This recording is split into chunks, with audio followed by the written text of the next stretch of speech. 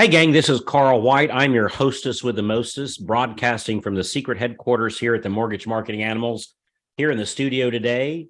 And you are listening to Loan Officer Freedom, #1 podcast in the world today for the smartest, bestest loan officers in the nation. That's a pretty good little intro, wasn't it there, Jeff?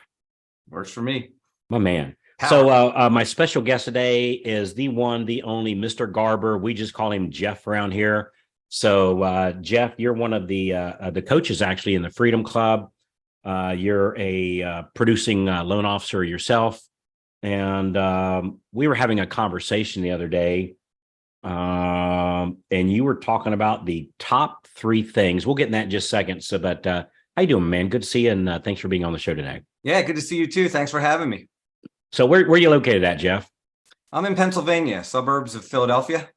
Beautiful area up there. Are you native to there by chance? Yeah, born and raised. Yeah, I like Philadelphia. One of my favorite people, in addition to you, Hakeem Singleton. You know Hakeem? I don't.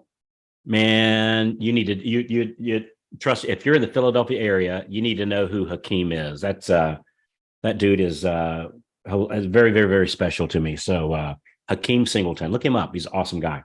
Thank you. So I think he's native to there. In fact, I'm positive he is. So a great loan officer, just a great human being. So I love that man. So cool. So we were talking on Loan Officer Breakfast Club. First, if somebody's new to the podcast, explain what Loan Officer Breakfast Club is. So Loan Officer Breakfast Club is we run it Monday through Thursday, 8:30 a.m. Eastern time. It's a half hour long, and it's basically a pump me up, get me started type of a little broadcast for the day. We go over people's wins. We have you on there giving us great feedback. Steve Kyles is on there. We have other coaches on there. We have our wonderful members on there. And it's just a really good start to your day to find out what's working and get. Yeah, we get, I guess between, I don't know, 300 and 500, I guess, loan officers every day. Most of them are on the Zoom, so it's like a giant Brady Bunch, like on steroids. You know what? It's amazing that we can have 300, 400, 500 loan officers on that Zoom meeting, and it's incredibly organized. You'd think it'd be just a chaotic, like a lunchroom at the high school, kind of thing. But it's Frank Gray runs it, and it's amazing. Like all the great ideas. No food fights at all, man. We're right to business. No food fights. Even though that'd be a food fight. I'll have to bring that up. Virtual food fight. We got to try it, right? A virtual food fight. I guess you'd throw mashed potatoes on yourself or something. I don't even know what that would look like. Yeah, but, pick something you like at least. Yeah. So I'd throw bacon at me. Right. I think a lot of people would. Yeah. So we all get on there and everybody shares their ideas. And if somebody has an objection to an offer that you made, they'll help you with rebuttals, or hey, here's what I did, or here's what I wrote, or here's what I said, here's who's on my team, and here's what didn't work. It's a really good thing, and it's totally free. So if you're listening today, just go to loanofficerbreakfastclub.com, loanofficerbreakfastclub.com, and you can join us. Right, it doesn't cost you anything, and it'll they just verify that you're a loan officer, because we want to keep it robot and spam free, which I think we've done a fantastic job on. So they're going to verify that you're a loan officer, and anything else, I think that's it. And then they'll give you the link for the Zoom every morning, which again is free, and they'll also put you in a if you want to, it'll give you a link to join us on the Facebook group page. And I think we got it's 16,000 or 15,000 or something like that loan officers on there. Again, super cool place to share ideas, or if you have underwriting questions, I've seen that in there. And hey, I've got somebody this. So anyway, that's a whole nother story. Anyway, see, I'm pontificating. That's what in the office, Diane tells me, Carl, you pontificate too much, which means goes down bunny trails. And I tell her, that's what comes out of my mouth. If you knew what happened inside my brain that doesn't come out, it would scare you. Like it would scare you. So anyway, on Loan Officer Breakfast Club, we were talking about things that you do as a coach that helps the loan officers. And so I thought we'd share some of those here today. So and we can make this very general. Like if a loan officer really wants to close more loans. And by the way, action is the first symptom of desire. Action is the first symptom of desire. So you have to actually want to do it. But if somebody's wanting to actually close more loans, let's go over, 3 or 4 different things that you find best for them to do, Jeff.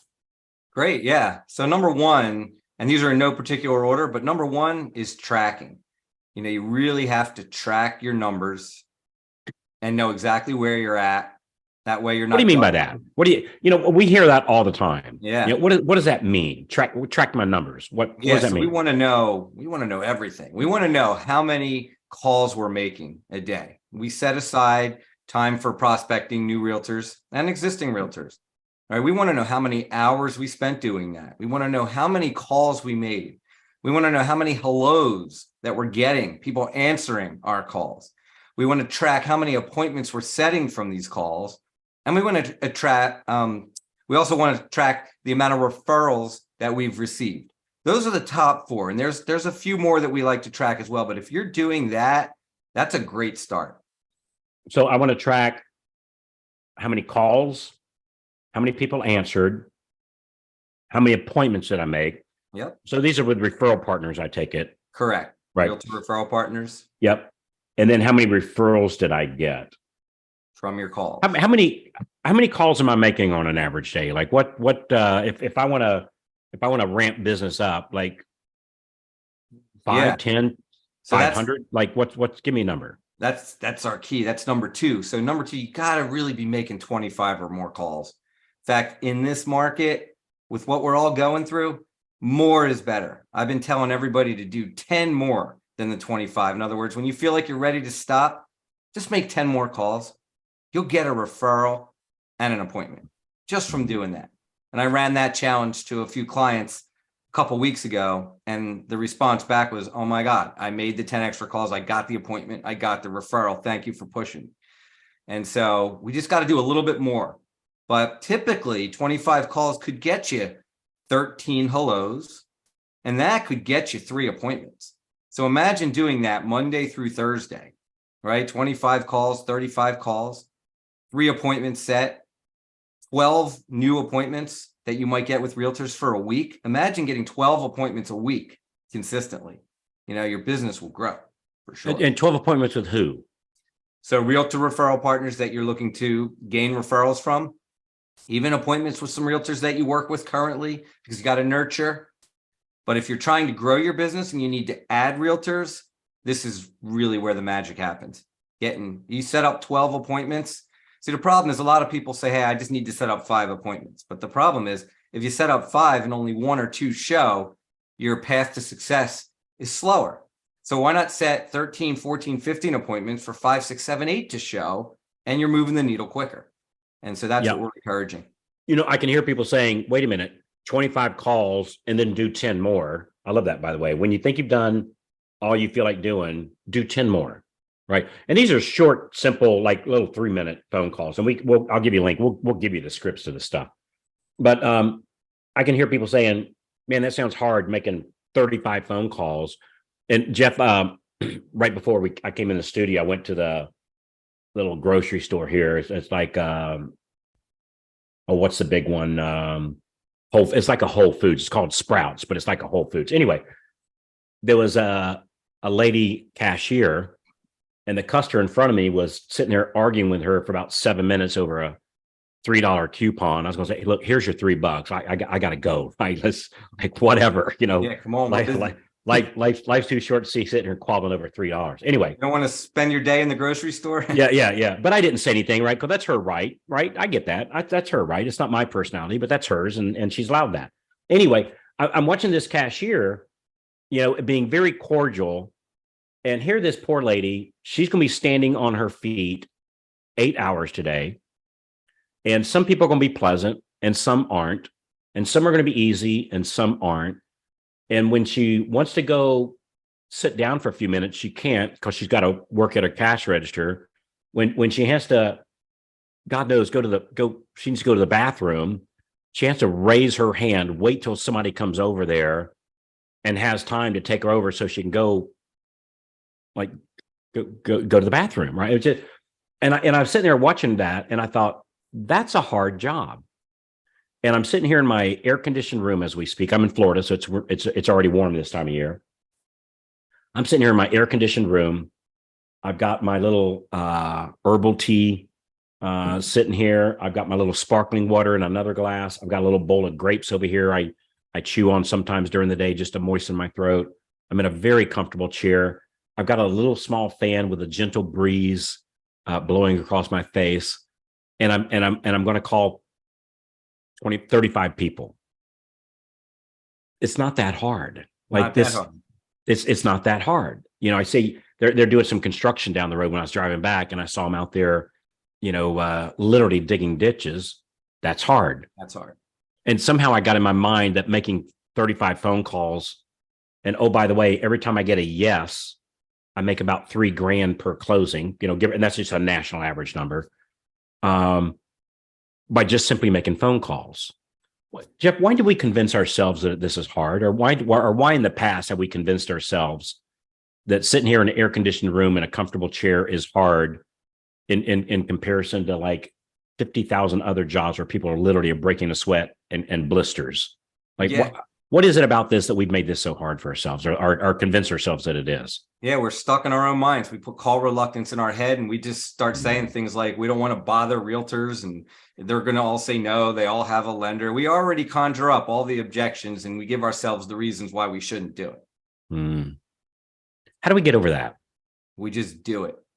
We get over it. We just do it because we know that we're going to get results from it, and we're driven, and we already know that we have answers and we have scripts that we use, and we can overcome any objection that a realtor is going to give you. What are there, 6 or 7 that we get all the time? We know how to overcome them. We're going to get appointments, and it's a numbers game. Let's face it. More people we get in front of, people are going to like us, right? Certain amount of people are going to like us. Some people aren't going to like us. Oh, well, we just move on to the ones that are going to like us. But you know what? The big thing is, how many realtors do you really need? Like in Philadelphia, what is there? 10,000 realtors in the market. I need 15 or 20 of them to make a really good living. That's it. So I just have to play the numbers game till I get my 15 or 20. And then I'm going to nurture them and work through them and build my business. Yeah. So you just got to get yourself motivated to realize, hey, I don't need 8,000 realtors to do well in this industry. All right. And then ignore your thoughts. All right. Because they always can derail you. So you just got to get yourself pumped up and realize, you're sitting in a nice, comfortable office, and it really doesn't get any easier. Just make some phone calls. Because I also look at it like a baseball player. Baseball players, they get paid billions of dollars, millions of dollar contracts to get up there and only hit the ball 3 out of 10 times, or 2, or right. So if you can go 3 for 10 and make it in the major league, that means you're missing 7 out of 10 pitches thrown. Our calls are the exact same thing for us. We are Major League Baseball players. All you got to do is hit 2 or 3 appointments out of 10 calls, and you're going to get paid like a big league. So that's another thing. I always try to, get my. I was talking to somebody late last week. I can't remember who it was now. So I'd love to give somebody credit, but I can't think. It might have been, I can't remember who it was. It was somebody in our group. And they said, hell, maybe it was you. I can't remember who said this now. Anyway, they said, I think we was talking to a third loan officer, and he said, hey, I want to close 6 loans a month. Awesome. We did the math. And it was like, all right, cool. You need to do like this many phone calls. And he said, well, I don't want to do that. Well, that's fine. Not a problem. But we either need to change our activity, i.e. make more calls, or change our goals. You don't want to close 6. You really want to close 1 or 2 here and there, which is where most people are, most by far are, right? And so either change your activity or your goals, because if you keep the same activity, you're not going to change your goal. I mean, you're not going to change results. Yeah, you're not going to change the result. And so you either have to change your expectation of where you're heading to, or change the activity that you're doing to get you to where you're going. And it's just that simple. So, all right. So number 1, we need to track, and we track how many calls we made, how many hellos we got, how many appointments we get, how many referrals that we get. Number 2, we call 25 and then call 10 more. right? And these would be agents, qualified agents, closing 8 buyer sides or more in the last 12 months. First, going off of a list that you've worked with in the past. Maybe they were listing agents of deals that you did. Maybe it was people that referred to you in the past 2 years or so, but they haven't referred you in the last, 6 months or whatever. Somehow some weeds have grown up in the path of your relationship. Like, get down there and mow down those weeds. What's something else? So tracking, call 25, then 10 more. What's another thing to do? Yeah. So the third thing to do is jump on Call Stars. Tell me what that is. Yeah. So Call Stars, we offer it on the East Coast and the West Coast. East Coast is 9:30 to 11:30. What we do is all our loan officers jump on a Zoom call together, and we have different coaches that host these calls. And what we do is we start off by going over a couple of wins that we got from prior calls. And then we'll set up the expectation on what we're supposed to do today. So today is Monday. In our world, it's Doors Hammer Monday. We're going to call on realtors that we want to, nurture more and get business from. And for about 2 hours, we all hit mute on our screen, and we're all there as an accountability partner to each other to block that 2 hours and make the calls. And while that's going on, people are asking questions in the chat. Our hosts are answering, and then we'll jump back on about 5 minutes before the end of the call. We'll share some more wins and some, how people got over some objections. We'll share some numbers, and we'll go on our way. It's just a phenomenal way to help you consistently make your calls so that you can grow your business. So basically, so it's a big Zoom call again. Yep. Just like the Breakfast Club, except the Breakfast Club, we're all just talking back and forth. On the Call Stars, we're actually making outbound phone Making calls. our calls. Yep. And so, and we mute our mics, we turn down our speakers, and so I can see you making your calls, and you can see me. So we're holding each other accountable. But I can't hear you. I'm not hearing the rumble of the noise. Because I got my speakers turned down. And then we call for 2 hours and get deals, right? Get referrals. So what's the advantage of doing it with a group rather than I hear you, I'll just do it alone by myself? It's just too easy to say, I'm not going to do it, or it's too easy to stop your calls early and let a fire or something else that really shouldn't distract you come in and knock you off your game and kind of derail you for the day. There's something very powerful about a group. You know what it is? Peer pressure is actually a really good thing when you're doing really good activity, right? So peer pressure can be a good thing, and doing it without shame or guilt is paramount too. So yeah. And we launch you. We go over some scripts to use that keeps you motivated, that we know is working, and we get great results. We track the numbers at the end. We actually put a little poll out there, and we ask everybody to let us know how they did. And by far, people that do Call Stars, whether internally in their company or are Call Stars, are getting better results than people that are just trying to do it on their own. Yeah. I personally haven't seen, I've seen a grand total of 0 people not have results from doing the Call Stars. It's funny. It's, Jeff, and man, I've been guilty of this too. Do all this extra activity crap. And frankly, if I just pick up the phone and make my calls, just amazing things happen. And yet we try to avoid. I saw a couple examples I think Athena Pine, I believe is how she pronounces her name. This lady just got in the business. I know we mentioned her a couple times. This lady just got in the business 13 months ago. And last month she closed 7. It looks like she's going to repeat that again this month. Sharon Wolford started doing the calls and doing the tracking that you're talking about. She closed 10 loans in April. I think she's got 13 locked in so far for May. Dean Hayes started doing the Call Stars thing, and he's had he's closing 6 more loans. He's closing 6 more loans this month than he did 3 months ago. And Marilee Brown, same thing. I think in February she closed 4. April she closed 11. And I think May's looking pretty good too. So it's just amazing what happens when we simply make our calls. What was it? There was another lady, Julie Gleed. She just started. I think January was a challenging month for her, and frankly, a lot of us, right? And I think it was I think she closed like one or something like that in January.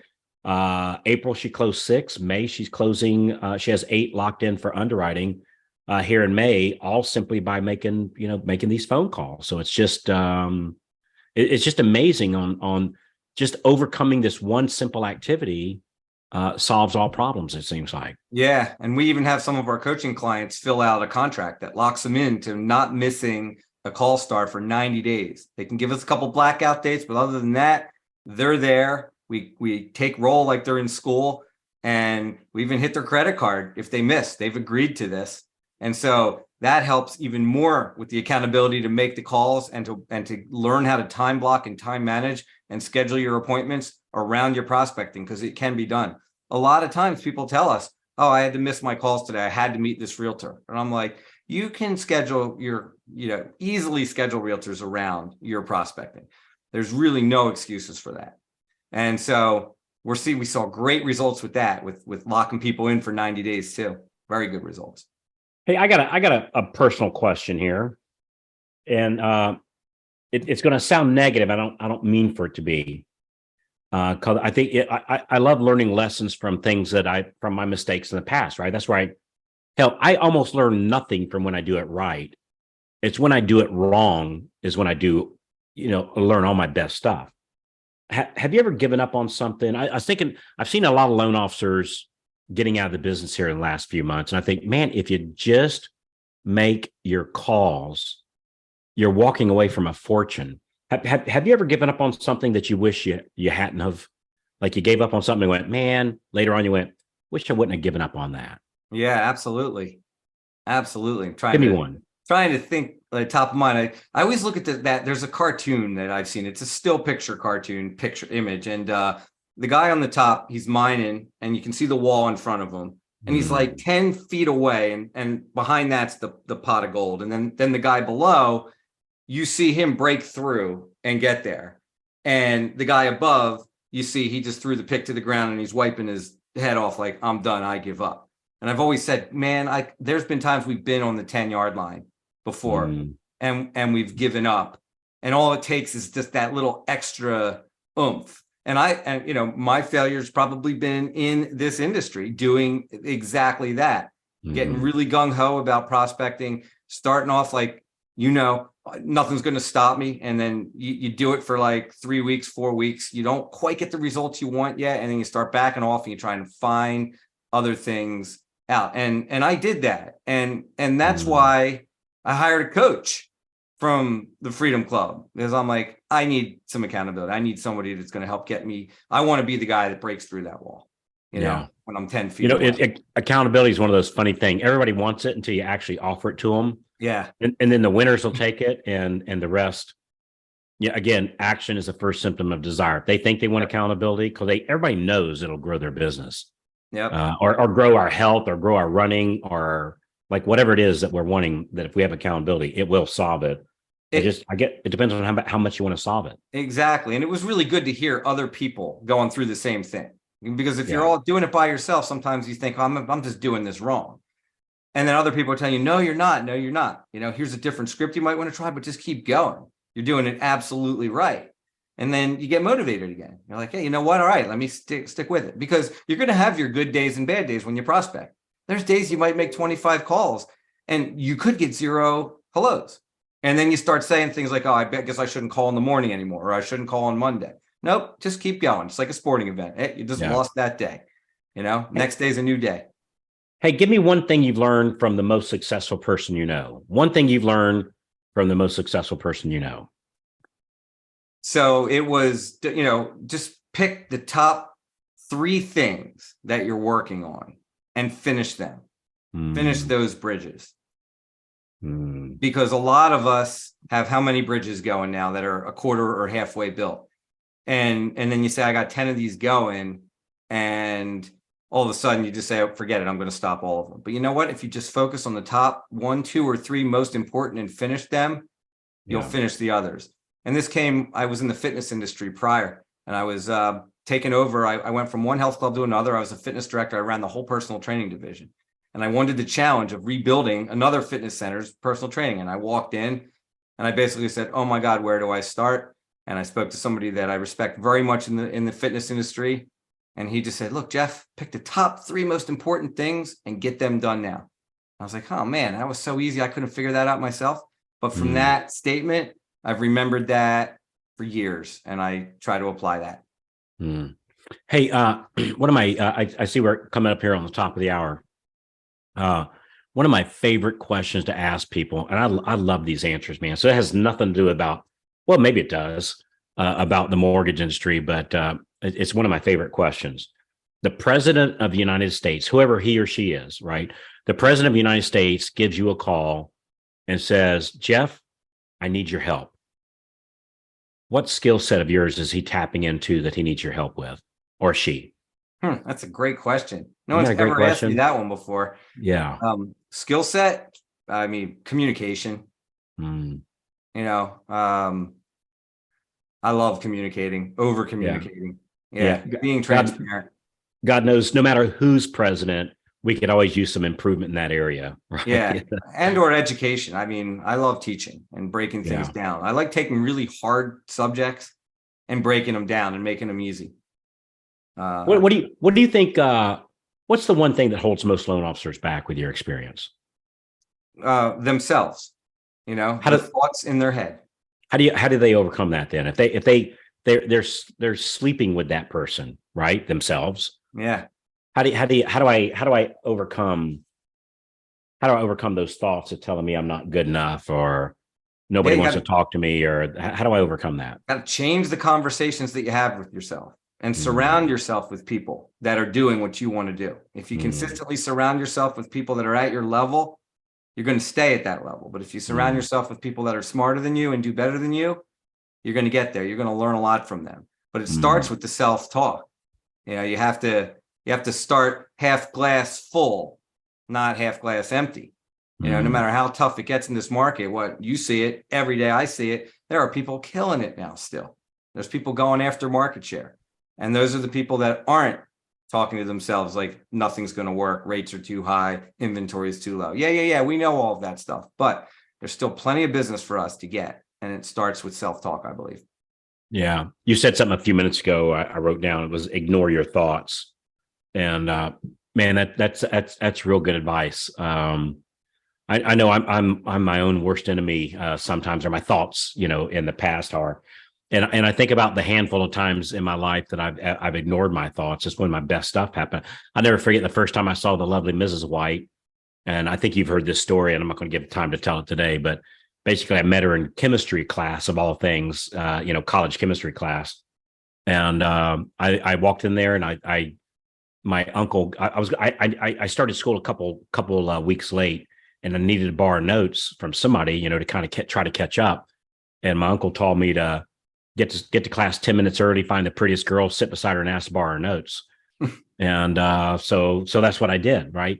And so I walked in there and I saw this pretty girl. I remember thinking she ain't going to want nothing to do with me, and you know, I'm 2 weeks late. I'm going to be draining her resources, you know, looking for her to, you know, kind of tutor me here to catch me up to speed, and she's not going to want to do that, and you know, and all these negative thoughts in my head. And you know, fast forward, gosh, how many years have it been now? 35, 6, 7 years, something like that. You know, we've been married, you know, and if I hadn't have ignored my thoughts, or what I call push little guy off my shoulder, that thing that's barking in my ear that's telling me I'm not good enough, the imposter syndrome crap, which is all crap and everybody has it.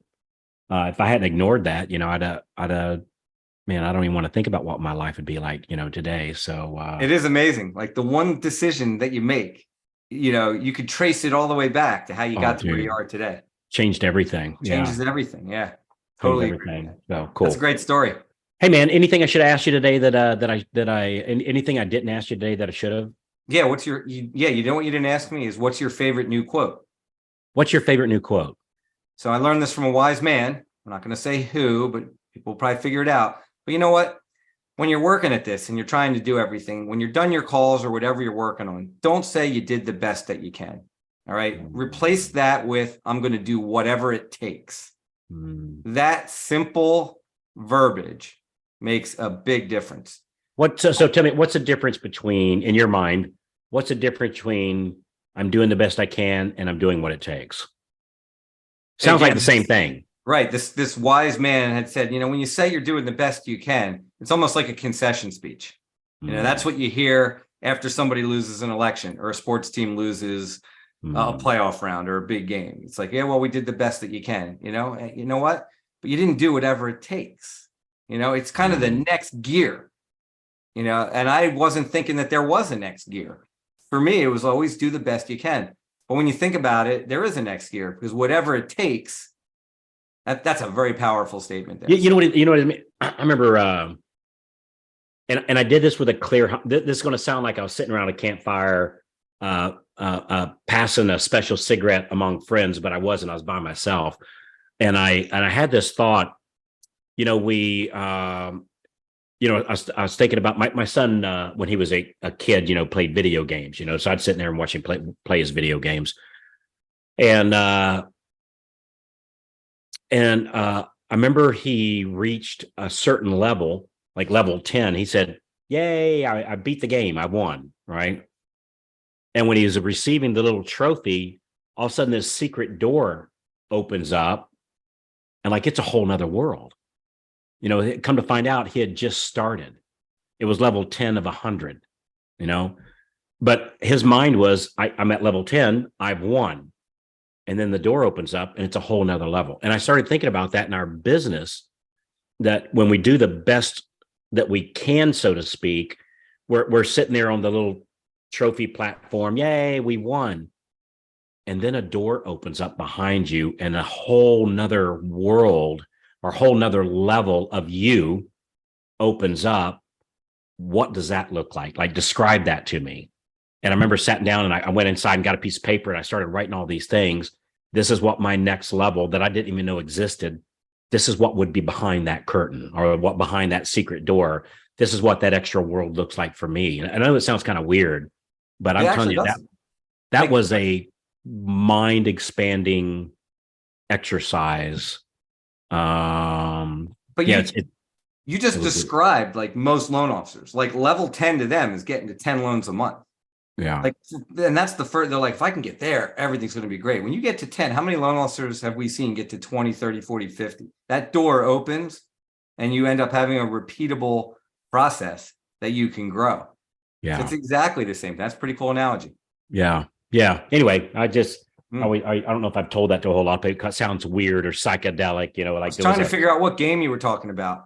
Yeah. I have no idea what it was, but it was mind expanding. It was I felt like I had a Joe Rogan moment, like it was really like, just blew my mind. So anyway, hey Jeff, awesome. You're an awesome dude, brother. Appreciate you hanging out with me here on the podcast. And let's see, I always like to give a call to action. Man, I'd say join us on the Breakfast Club. If you're not part of the Breakfast Club yet, or if you are, re-engage with us on there. Just go to loanofficerbreakfastclub.com, loanofficerbreakfastclub.com. And again, it's totally free. Join us in the Breakfast Club every day, Monday through Thursday. We'll give you go do this activity today and make these phone calls, and it's meet with these people and say this, and you'll hear stories of others each day of what they did and how it worked for them, and then you can copy what they're doing and do it in your own. And if you have run into any objections, we'll just bring it up the next morning on the Breakfast Club. Say, hey, they told me when I said this, they said that. How do I respond to that? And I promise you'll get an answer to it. So loanofficerbreakfastclub.com. So great way to start your day. You will get a nugget every single day. If anything, you will walk away with another nugget of something you did not know the day before. That's it. My man, I appreciate you, Jeff. You're an awesome dude, buddy. Thank you, sir. Thanks for having me. All right. We'll see you guys. Loanofficerbreakfastclub.com, loanofficerbreakfastclub.com. Go check it out. I'll see you there, and we'll see you on the next episode of Loan Officer Freedom. Thanks again, everybody. Bye-bye.